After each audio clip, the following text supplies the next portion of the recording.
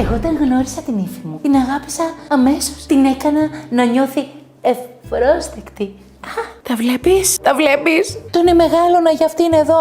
Παναγίτσα μου, τι έχω φταίξει. Αγάπη μου εσύ. Ναι, ναι, καλώς μας ήρθες. Ναι, αγάπη μου, τέλειο το συνολάκι, τέλειο. Ρε, αυτή η θεντημένη τώρα, γιατί γδυτή μου μοιάζει. Πόσο σου πάει το ροζ να ξέρες. Πόσο. Απέσιο. Ναι, καρδούλα μου, καρδούλα μου. Καλώς τίνα, καλώς τίνα. Όταν πια παντρεύτηκε το γιο μου, δεν ήμουν σαν τις άλλες.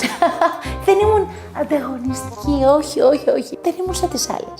Ναι, σε πιστεύω γλυκιά μου, μην χτυπιέσαι.